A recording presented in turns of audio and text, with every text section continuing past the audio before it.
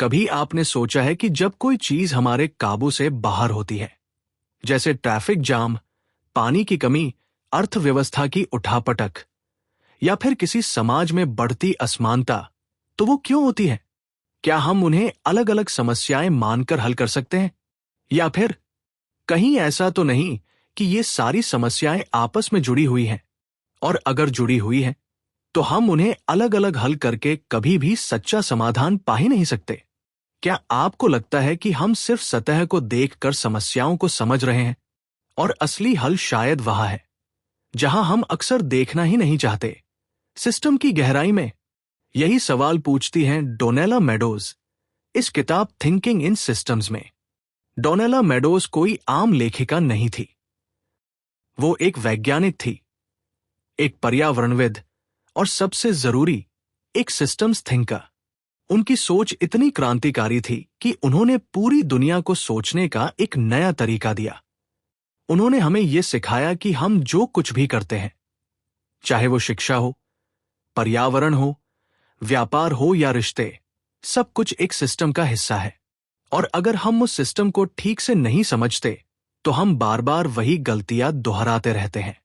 ये किताब हमें सिखाती है कि कैसे हमें सिर्फ घटनाओं से आगे बढ़कर ढांचों को देखना सीखना होगा। हमें यह समझना होगा कि हर परिणाम के पीछे एक सोच, एक प्रक्रिया और एक इंटरकनेक्शन होता है। यही सोच, यही परतें असली समाधान की चाबी है। अब सवाल उठता है, सिस्टम आखिर है क्या? मान लीजिए आप एक तालाब के किनारे बैठे हैं। पानी शांत है। अचानक कोई एक कंकड़ उसमें फेंकता है और लहरें बनने लगती हैं। वो लहरें दूर तक फैलती हैं, किनारे से टकराती हैं, वापस लौटती हैं। अब सोचिए, आपने सिर्फ एक कंकड़ फेंका था, पर उसका असर पूरे तालाब पर पड़ा। यही तो है सिस्टम की खूबसूरती और उसकी जटिलता। एक सिस्टम किसी एक चीज से नहीं बना होता। वो बना होता है अनेक हिस्सों से जो एक दूसरे से जुड़े होते हैं और जो मिलकर कुछ विशेष उद्देश्य की पूर्ति करते हैं। जैसे हमारा शरीर, जिसमें दिल, फेफड़े, मस्तिष्क, नसें, कोशिकाएं सब मिलकर काम करते हैं। या जैसे एक स्कूल, जिसमें शिक्षक, छात्र, पाठ्यक्रम, नियम और मूल्य सब मिलकर शिक्षा का माहौल बनाते हैं। लेकिन सिस्टम की सबसे दिलचस्प बात यह है कि वे अक्सर हमारे देखने से छिपे रहते हैं। हम परिणामों को देखते हैं, किसी कंपनी का नुकसान, किसी देश की गरीबी या किसी जंगल की तबाही, लेकिन हम उन अदृश्य कड़ियों को नहीं देख पाते जो इन सब की जड़ में होती है। मेडोज यही कहती है, जब तक आप सिस्टम को सोचने के तरीके से नहीं देखेंगे, तब तक आप उसे सुधारने का कोई स्थायी तरीका नहीं निकाल सकते। अब जरा सोचिए, अगर कोई देश बार बार आर्थिक संकट में चला जाता है, तो क्या हम केवल ब्याज दरें बदलकर या बजट बनाकर हल ढूंढ सकते हैं? मेडोज कहती है, नहीं, क्योंकि ये केवल लक्षण है। असली बीमारी सिस्टम के भीतर है, जहां संसाधनों का बंटवारा कैसे हो रहा है, किसके पास कितनी शक्ति है, कौन निर्णय ले रहा है और उन निर्णयों का दीर्घकालिक प्रभाव क्या है। इसीलिए मेडोज बार बार कहती है, don't just fix the symptom, understand the structure. और यही से शुरुआत होती है सिस्टम थिंकिंग की। अब हम एक और उदाहरण लेते हैं, एक बगीचे का। आप उसमें हर दिन पानी डालते हैं, पर एक दिन अचानक आप देखते हैं कि पौधे मुरझा रहे हैं। आप सोचते हैं, शायद पानी कम हो गया। आप ज्यादा पानी डालने लगते हैं, फिर भी कोई फर्क नहीं पड़ता। आप खाद डालते हैं, फिर भी नहीं। और तब आप जाकर जमीन की तह में देखते हैं, वहां दीमकें जो जड़ों को खा रही है। अब समझिए, असली समस्या ऊपर नहीं, अंदर थी। मेडोज यही समझाने की कोशिश करती है, surface level action without root level understanding is like painting over a crack in the wall. अब सोचिए, अगर हम ये समझ जाए कि हर चीज, एक बच्चा स्कूल में क्यों नहीं सीख रहा, एक नदी क्यों सूख रही है, या एक टीम क्यों हार रही है, इन सब के पीछे एक सिस्टम है, तो हम उस सिस्टम को देखना और बदलना सीख सकते हैं। मेडोज हमें सिखाती हैं कि सिस्टम का सबसे अहम हिस्सा होता है फीडबैक।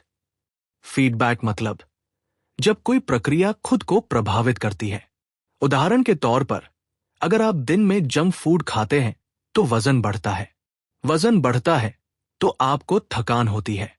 थकान होती है तो आप और सुस्त हो जाते हैं और फिर शायद और जंक फूड खाते हैं। ये एक पॉजिटिव फीडबैक लूप है जो किसी प्रवृत्ति को तेज करता है, पर इसमें पॉजिटिव का मतलब अच्छा नहीं बल्कि बढ़ाने वाला है। इसी तरह एक नेगेटिव फीडबैक लूप होता है जो सिस्टम को संतुलन में रखता है। जैसे आपका शरीर अगर गर्म होता है तो पसीना आने लगता है, जिससे शरीर ठंडा होता है। यह सिस्टम खुद को संतुलन में लाने की कोशिश करता है। अब सोचिए, अगर कोई देश महंगाई से जूझ रहा है और वहां की सरकार ब्याज दरें बढ़ा देती है, तो ये एक फीडबैक है जो पैसे की गति को कम कर सकता है। पर अगर सरकार हर बार डर के कारण नीतियां बदलती रहती है, तो वो सिस्टम को अस्थिर कर सकती है। मेडोज कहती है, सिस्टम की सुंदरता और जटिलता दोनों इसी बात में छुपी होती है कि वो खुद को कैसे नियंत्रित करता है। अब बात आती है डिलेस की, यानी सिस्टम में विलंब। मान लीजिए एक किसान खाद डालता है, पर उसका असर 1 महीने बाद आता है। अगर वो उस देरी को नहीं समझता तो शायद बीच में ही और खाद डाल दे, जिससे नुकसान हो सकता है। मेडोज कहती है, When action and outcome are separated in time, misunderstanding begins. हम कई बार सोचते हैं कि हम जो कर रहे हैं वो बेअसर है, जबकि असर बस आ रहा है देर से। यही देरी अगर हम नहीं समझते तो हम सिस्टम में बार बार गलत हस्तक्षेप कर सकते हैं। मेडोज बार बार कहती हैं कि हमें सीखना होगा। ऑब्जर्व बिफोर यू इंटरवीन, मतलब पहले सिस्टम को समझो, उसका पैटर्न देखो और फिर उसमें बदलाव लाओ। अब बात करते हैं लेवरेज पॉइंट्स की, यानी वे बिंदु जहां थोड़ा सा बदलाव पूरे सिस्टम को बदल सकता है। मेडोज के अनुसार हर सिस्टम में कुछ ऐसे सेंसिटिव स्पॉट्स होते हैं जहां हल्का सा बदलाव भी बहुत बड़ा असर पैदा कर सकता है। जैसे कि यदि आप किसी समाज में शिक्षा के स्तर को बेहतर कर दें, तो कुछ वर्षों बाद आप पाएंगे कि वहां अपराध घट रहा है, स्वास्थ्य सुधर रहा है, आर्थिक विकास हो रहा है। ये शिक्षा एक लेवरेज पॉइंट। पर अक्सर हम इन्हीं बिंदुओं को नहीं पहचान पाते और सिस्टम को ऐसे हिस्सों से बदलने की कोशिश करते हैं जहां बहुत मेहनत का असर कम होता है। इसीलिए मेडोज कहती है, don't push hard where the system pushes back, push smart where the system yields.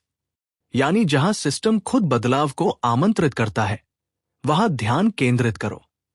डोनेला meadows कहती है, सिस्टम थिंकिंग का सबसे बड़ा दुश्मन हमारी अपनी आदतें हैं, क्योंकि हम इंसान अक्सर चीजों को वैसे ही देखने लगते हैं जैसे हमें सिखाया गया है। हमारी सोच के दायरे इतने सीमित हो जाते हैं कि हम हर समस्या का हल भी उन्हीं सीमित नजरियों से ढूंढते रहते हैं।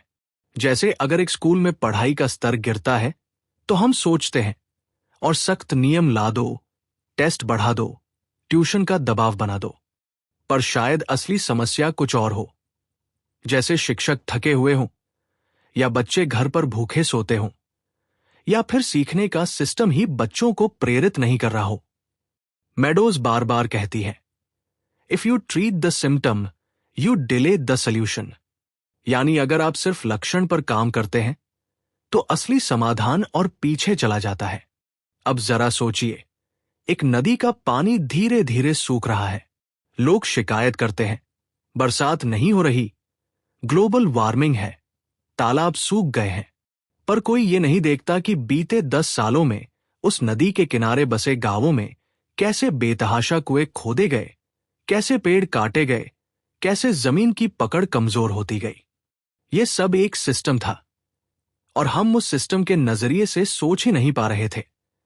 मेडोज हमें सिखाती हैं कि सिस्टम थिंकिंग मतलब है किसी भी घटना को उसके पिछले कारणों और भविष्य के परिणामों से जोड़कर देखना। ये केवल अब क्या हो रहा है नहीं पूछता, ये पूछता है क्यों हो रहा है, कब से हो रहा है, और सबसे जरूरी, इसका आगे क्या असर होगा। मेडोज एक और बात कहती है, स्ट्रक्चर्स क्रिएट बिहेवियर। मतलब जो ढांचा है वही तय करता है कि उसमें क्या व्यवहार होगा।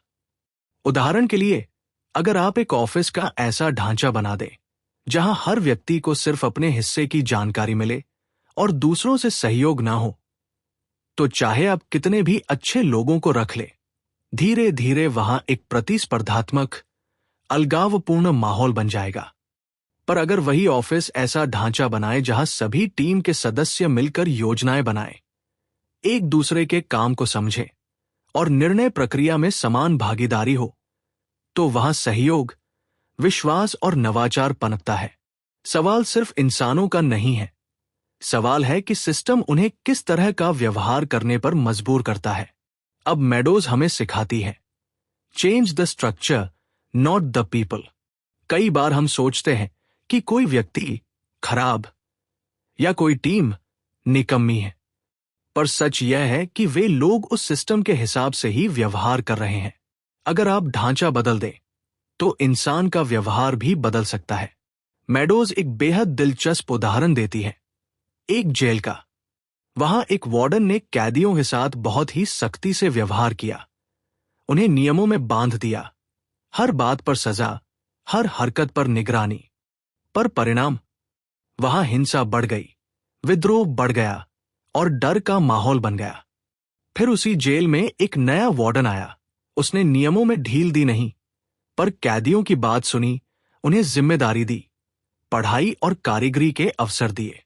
धीरे धीरे वही कैदी बदले, वही माहौल शांत हुआ। क्यों? क्योंकि सिस्टम का ढांचा बदल गया था। अब मेडोज बात करती है बाउंड्रीज की।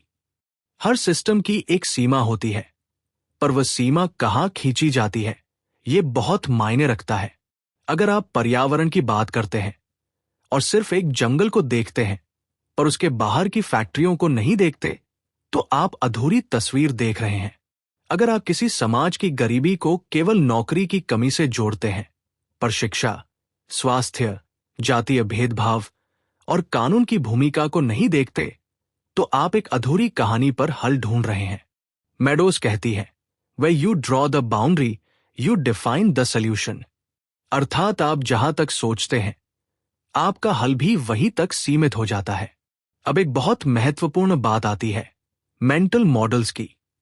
हर इंसान, हर समाज, हर नीति के पीछे एक सोच का ढांचा होता है, जो ये तय करता है कि हम क्या मानते हैं, क्या सोचते हैं और कैसे प्रतिक्रिया देते हैं। मेडोज कहती है, You can't change a system unless you change the thinking that created it। अगर आपने एक सोच से कोई सिस्टम बनाया है और वो अब परिणाम नहीं दे रहा, तो सिर्फ नियम बदलने से कुछ नहीं होगा। आपको उस सोच को बदलना होगा, वो मानसिक ढांचा जिससे वो सिस्टम बना। ये आसान नहीं है, क्योंकि इंसान अपनी सोच से जुड़ जाता है। उसे लगता है, मैं जैसा सोचता हूं वैसा ही सही है। पर सिस्टम थिंकिंग सिखाता है कि हर सोच एक परिप्रेक्ष्य है, पूर्ण सत्य नहीं। अगर आपको एक झील की पूरी तस्वीर देखनी है, तो सिर्फ एक किनारे से नहीं, हर किनारे से देखना होगा। मेडोज हमें एक बहुत गहरा सवाल देती है, What assumptions are you making unconsciously? आप अपनी जिंदगी में क्या क्या मान्यताएं ऐसे मान बैठे हैं जिन पर आपने कभी सवाल नहीं उठाया? जैसे पैसे कमाने के लिए बहुत भाग दौड़ करनी ही पड़ेगी, या बच्चे अगर डरे नहीं तो पढ़ाई नहीं करेंगे, या हम कुछ नहीं बदल सकते, सिस्टम ऐसा ही है। मेडोज कहती है, यही वो बिंदु है जहां से असली बदलाव शुरू हो सकता है। जब हम अपनी ही सोच को प्रश्नों के घेरे में रखते हैं, तो वही हमारी आजादी की शुरुआत होती है। अब मेडोज एक आखिरी बात करती है, जो इस भाग का सबसे भावनात्मक और सशक्त पहलू है। वो कहती है, systems are not machines, they are living, dynamic and full of surprise. हम जब सिस्टम को केवल मशीन समझते हैं, तो हम मानते हैं कि बस बटन दबाए और परिणाम बदल जाए। पर असल में सिस्टम जीवित है। जैसे प्रकृति, समाज, परिवार, ये सब गतिशील है, बदलते हैं, प्रतिक्रिया करते हैं। इनमें भावनाएं, संबंध, यादें और संभावनाएं होती हैं। इसलिए मेडोज कहती है, सिस्टम को सुलझाने से पहले उन्हें समझिए, उन्हें महसूस कीजिए और सबसे जरूरी, उन्हें सुनिए, क्योंकि कई बार जवाब शोर में नहीं, शांति में मिलते हैं। सिस्टम एक जीवित इकाई की तरह होते हैं। मेडोज ने यह बात पहले कही थी और अब वो हमें दिखाती है कि एक सिस्टम की सबसे अनोखी बात है उसकी अनिश्चितता। हां, अनिश्चितता यानी अनप्रिडिक्टेबिलिटी।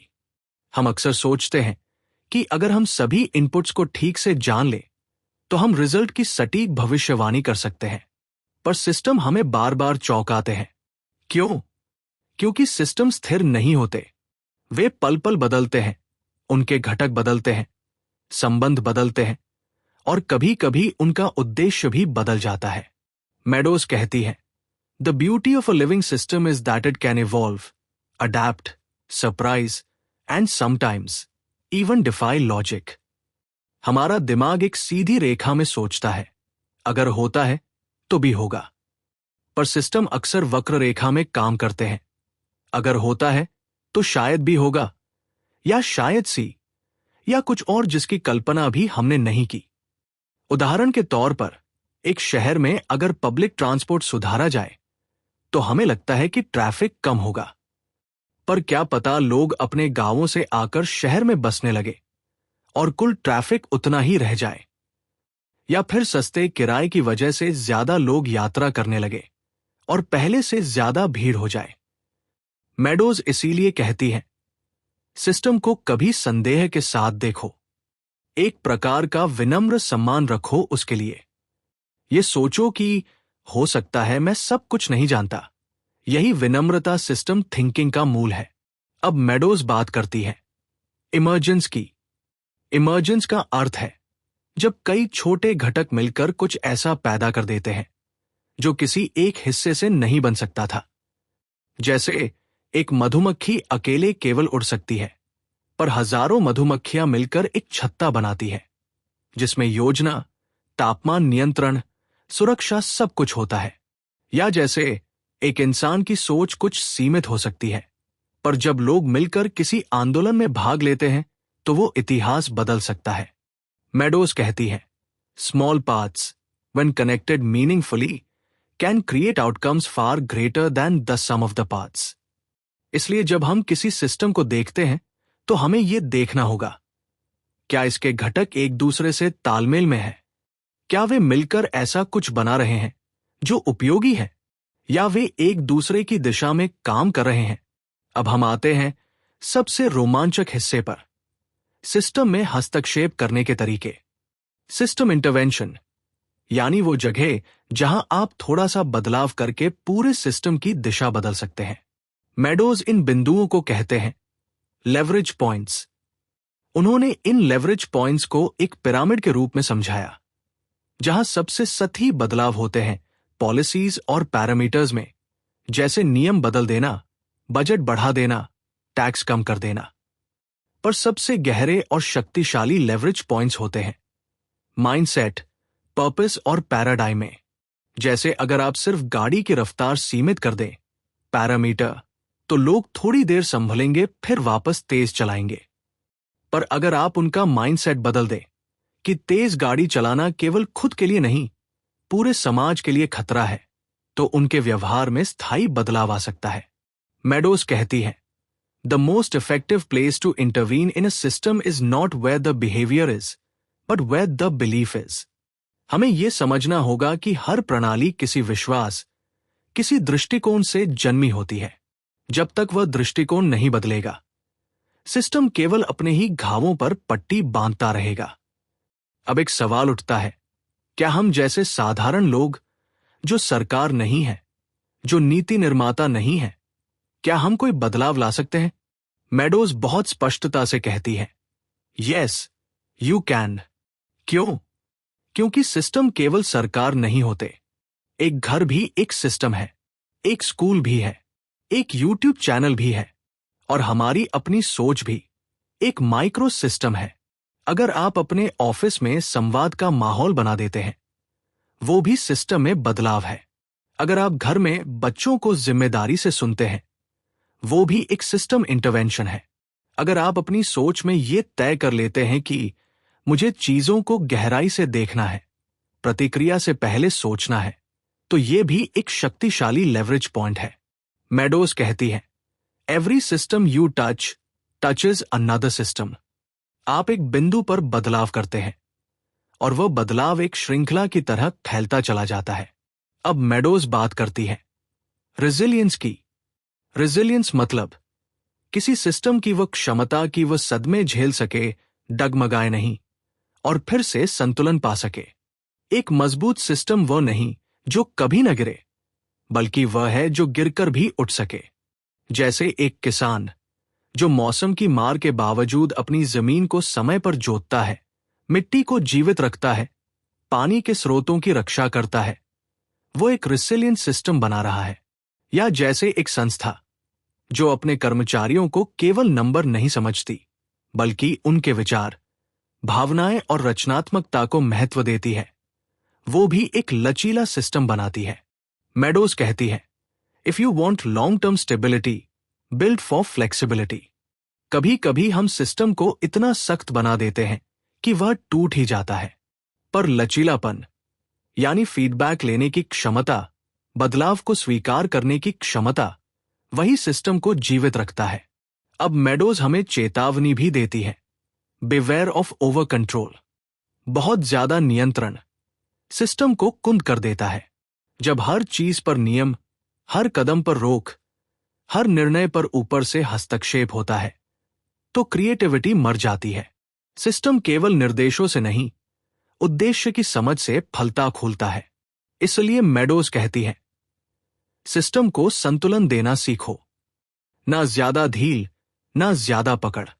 और सबसे आखिरी बात, मेडोज हमें एक आत्मचिंतन की ओर ले जाती है। वह कहती है, the system is not out there, it is in you. आप जिस दुनिया को बदलना चाहते हैं, उसका पहला नक्शा आपके दिमाग में है। आपका गुस्सा, आपकी प्रतिक्रियाएं, आपके पूर्वाग्रह, ये सब एक माइक्रो सिस्टम है। अगर आप इसे बदल सके, तो आप वो चिंगारी बन सकते हैं जो बहुत बड़े बदलाव की शुरुआत कर दे। डोनेला मेडोज बार बार हमें याद दिलाती है, सिस्टम्स केवल थ्योरी नहीं है, वे हर जगह हैं। और इसलिए सिस्टम्स थिंकिंग केवल इंजीनियर, वैज्ञानिक या नीति निर्माताओं के लिए नहीं है। ये हर उस व्यक्ति के लिए है जो इस दुनिया को थोड़ा बेहतर बनाना चाहता है। अब कल्पना कीजिए, आप एक माता पिता है। आपका बच्चा स्कूल से थकाहारा आता है, खाना नहीं खाता, पढ़ाई में ध्यान नहीं देता। आप उसे डांटते हैं, सजा देते हैं, सोचते हैं कि ये उसका व्यवहार है जिसे बदलना जरूरी है।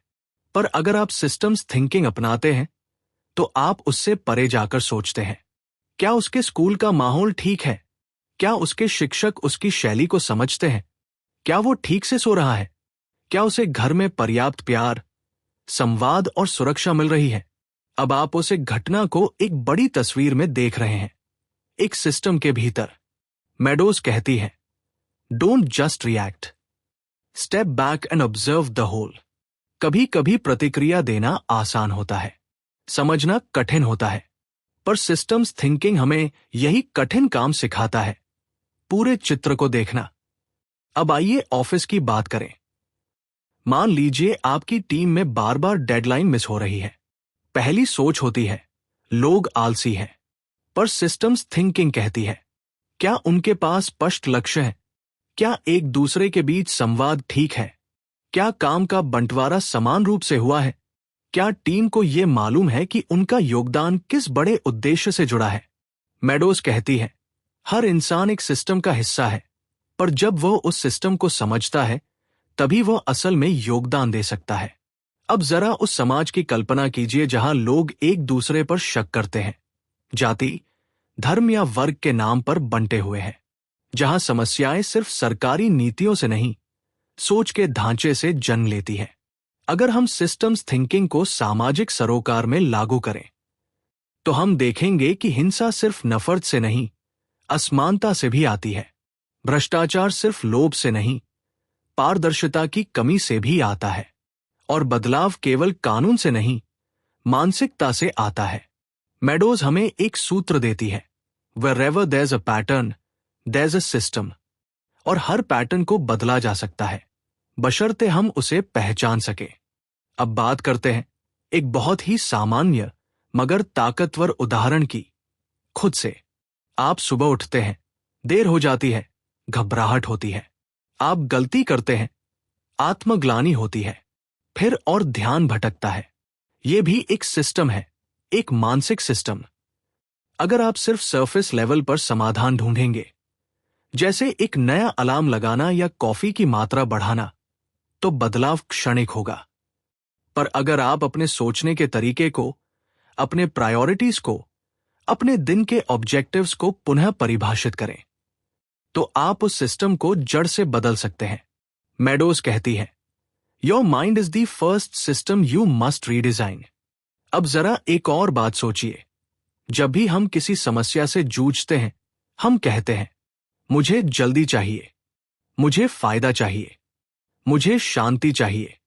मेडोज कहती है, ये चाहते अपने आप में कुछ गलत नहीं है, पर अगर आप सिस्टम्स थिंकिंग में गहराई से जाते हैं, तो आप पूछते हैं, क्यों चाहिए, किस कीमत पर, अगर मैं ये लूं तो कौन देगा।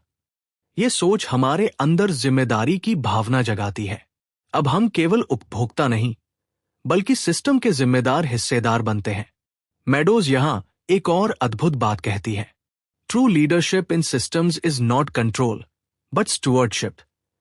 मतलब सच्चा नेतृत्व नियंत्रण में नहीं, देखभाल में होता है।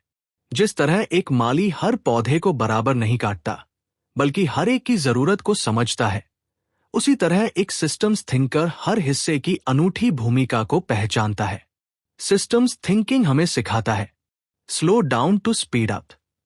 जब आप सोच में धीमे होते हैं, तो निर्णय में तेज होते हैं, क्योंकि तब आपका हर कदम सूझबूझ से भरा होता है।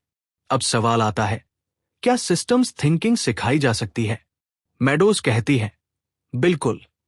और सबसे अच्छा तरीका है प्रैक्टिस ऑब्जर्वेशन। किसी भी दिन अपनी आंखें खोलिए, देखिए कि आपके घर का काम कैसे बनता है। देखिए कि आपके पड़ोस में कौन मदद करता है और कौन नहीं। देखिए कि कोई बच्चा किस आवाज पर मुस्कुराता है और किस पर डरता है। ये सब पैटर्न है, और जहां पैटर्न है, वहां सिस्टम है। अब आइए बात करें सबसे दिल छू लेने वाली बात की, सिस्टम्स थिंकिंग और उम्मीद। मेडोज ये नहीं कहती कि सिस्टम्स थिंकिंग आपको हर समस्या का हल देगा। वह यह भी नहीं कहती कि इससे आप कभी गलत नहीं होंगे।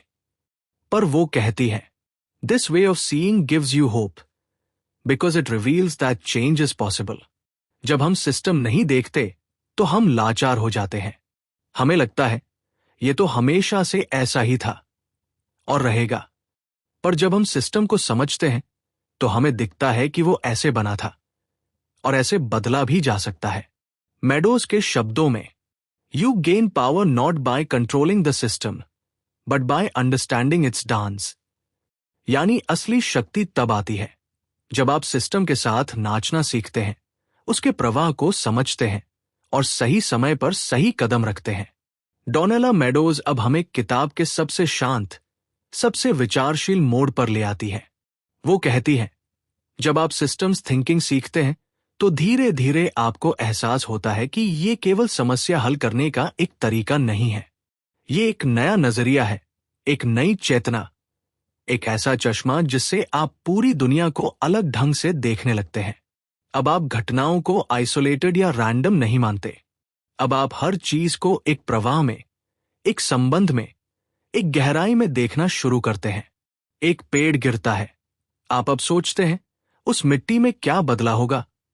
एक बच्चा रोता है, आप अब सोचते हैं, उसकी दुनिया में क्या टूटा होगा। कोई निर्णय लिया जाता है, आप अब सोचते हैं, इसका असर 10 साल बाद कहां दिखेगा। यह सोच किसी किताब से नहीं आती, ये तो जागने जैसा होता है। मेडोज हमें एक बहुत प्यारी सलाह देती है, remember, systems are not controllable. They are understandable. And understanding gives you peace. कितनी सुंदर बात है, शांति। हम सब भाग रहे हैं, अपने अपने लक्ष्यों की ओर, परेशानियों से लड़ते हुए, उम्मीद में या डर में। पर शायद सिस्टम्स को समझने की ये कला हमें थमने की, देखने की, सोचने की और जीने की क्षमता दे सकती है। अब मेडोज बात करती है सेल्फ ऑर्गेनाइजिंग सिस्टम्स की। ये वो सिस्टम होते हैं जो बिना बाहरी आदेश के भी खुद को ढाल लेते हैं, नया बनाते हैं, आगे बढ़ते हैं। जैसे एक जंगल जहां हर पेड़, हर जीव, हर बूंद मिलकर एक संतुलन बनाती है, या एक कम्युनिटी जहां बिना किसी सरकार के भी लोग एक दूसरे की मदद करते हैं, एक दूसरे को दिशा देते हैं। मेडोज कहती है trust the system's capacity to self organise, don't suppress it, nurture it. यानी किसी सिस्टम में खुद को संभालने और नया करने की शक्ति होती है। उसे दबाओ मत, उसे पोषित करो। अब मेडोज एक बड़ा सवाल उठाती है, what is the purpose of the system?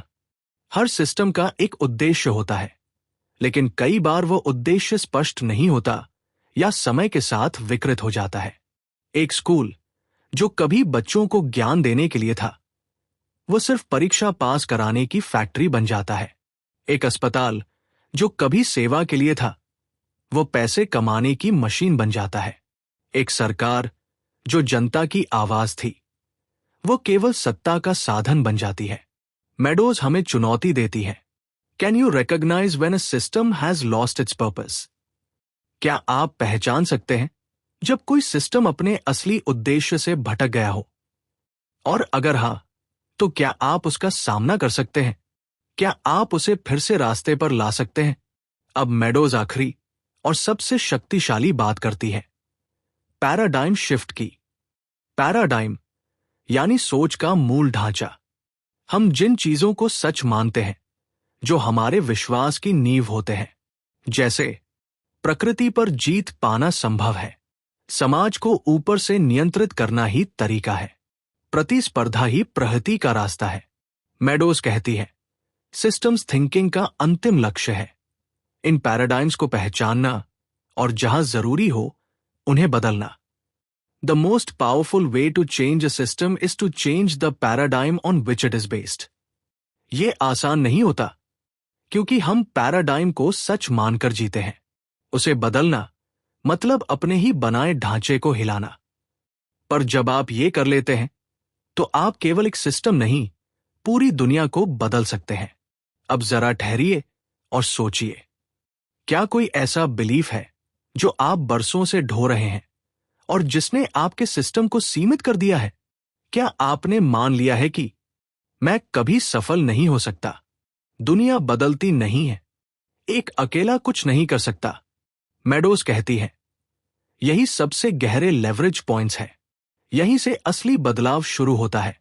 अब आइए इस किताब की सबसे सुंदर बात पर आए, उम्मीद। मेडोज स्वीकार करती है कि सिस्टम्स थिंकिंग आपको परेशान भी कर सकता है, क्योंकि जब आप पैटर्न देखने लगते हैं, तो आप समाज की गहराई तक फैली समस्याओं को समझने लगते हैं। पर वो ये भी कहती है you are no longer powerless, you are no longer blind, you are now awake.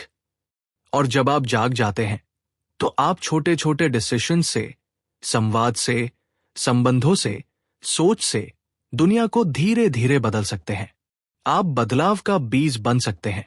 शायद यही मेडोज की सबसे बड़ी देन है, सिस्टम्स थिंकिंग को एक तकनीकी उपकरण से उठाकर एक दर्शन, एक सामाजिक चेतना, एक आत्मिक अभ्यास बना देना।